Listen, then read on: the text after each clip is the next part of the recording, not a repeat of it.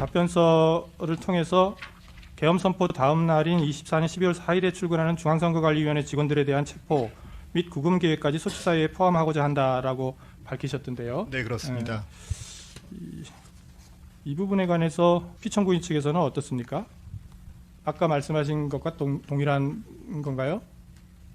그러니까 지금 지난번에 이제 정리한 거는 전산실 압수 서버 그거에다가 플러스 휴대전화도 이제 포함을 하겠다 이렇게 말씀을 하신 것까지 했는데 이번에 답변서에는 직원들에 대한 체포 구금 계획까지 소추 사유에 포함하고자 한다라고 말씀을 하시거든요. 혹시 답변서를 보셨습니까? 그 성명에 대한 답변서. 네. 오늘 확인을 해서 예. 정확하게 대체적인 것만 봤습니다만 예. 그래서 지금 그 부분에 대해서는 네. 지금 조금 전에 청구인 대리님께서 말씀하신 그 내란죄 부분을 형법 위반 부분을 철회하겠다고 하신 부분하고 예.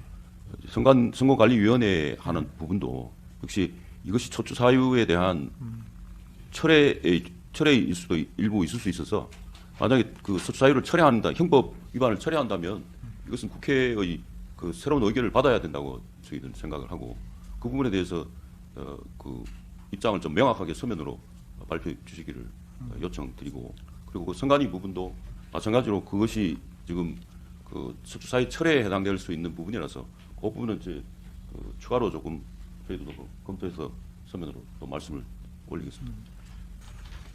포고령 관련해서는 청구인 측에게 그 작성 주체 경위, 관여한 범위 구체적으로 특정해달라고 했는데 답변서에 따르면은 추후에 이게 증거를 조금 더 확보한 후에 가능하겠다 이렇게 말씀하시는 거죠. 그러면 추후에 정리를 하시고요. 그다음에 그 피청구인 측에게 지난 준비기일에서 국회에서 군경을 투입한 이유가 뭔지 출입을 막거나 방해하도록 지시한 사실이 있는지 이런 부분은 이번 답변서에서 내시를 안 하셨던데 그거는 아직 준비가 덜 되신 건가요? 그 지금 사실관계나 실체관계 부분에서는 지금 말씀드린 것처럼 조금 전에 말씀드린 것처럼 청구인 측에서 구체적인 증거나 이걸 충분히 내고 있지 않아서 그 구체적인 입증이나 이런 부분은 이제 추후에 해야 될 것 같습니다. 먼저 그 증거나 구체적인 증거를 내셔야 되는데 지금 현재는 계속 언론 보도만 내고 있어서 그러면 어느 정도 증거가 확보가 돼서 나오고 나면은 여기에 답을 할 수 있겠다 이런 뜻이신가요? 네. 근데 그 군경을 투입한 이유야 뭐 투입을 안 했다는 건가요?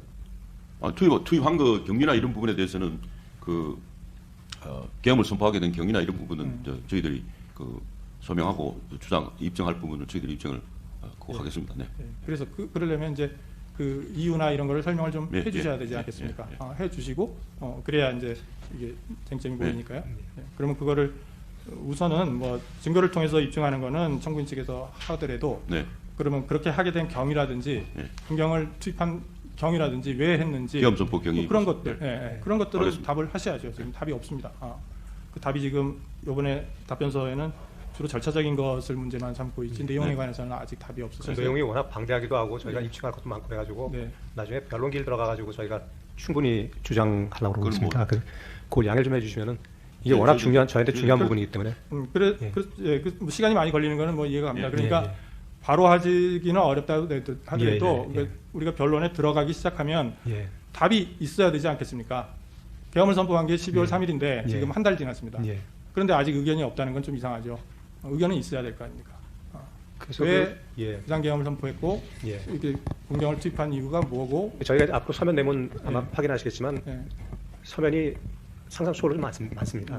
대부분 그 이유가 사실은 저희한테 가장 중요한 부분이기 때문에 거기 증거 자료까지 포함하면 너무 많기 때문에 여기서 한마디로 그냥 설명드리기가 좀 그러니까 제 곤란하고요. 말씀은 그거를 이제 추후해야겠다 너무 많아서 지금 정리가 잘 안 되니까 좀 이따 하겠다 그러시지만은 어느 정도는 내 가시면서 하시라는 말씀이에요. 그러니까 국민들의 총 관심사도 내란이 있었느냐 여부고 사실은 형식적으로는 지금 그 탄핵 소추 사건이지만 형사적으로 내란죄가 있었는지를 갖다가 판단받는 거로 지금 국민들은 다 생각하고 있을 겁니다.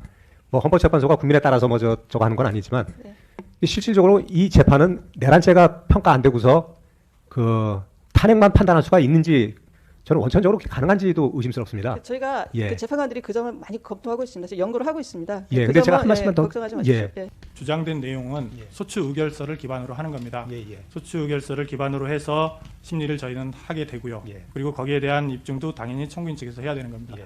그런데 이제 그 청구 사유가 조금 불명확하거나 이게 무엇을 의미하는 것인가에 관해서는 저희가 성명을 구할 수는 당연히 있어야 되겠죠. 예, 예. 물론 뭐 피청구인 측에서는 이번 서면으로 그런 것도 불가능하다, 오탈자까지도 고치면 안 된다 이런 취지로 주장하고 계시지만 하여튼 그거는 나중에 결론적으로 어떻게 볼지는 저희가 판단할 부분이고 주장은 일단 이렇게 해오는 부분이기 때문에 그렇다면 추가를 하겠다라고 하는 경우에 피청구인 측에서 그거 안 된다 이렇게 주장을 하시면 되는 것이고 그래서 저희가 판단할 때 곤란하다 안 된다라고 하면 저희가 뺍니다.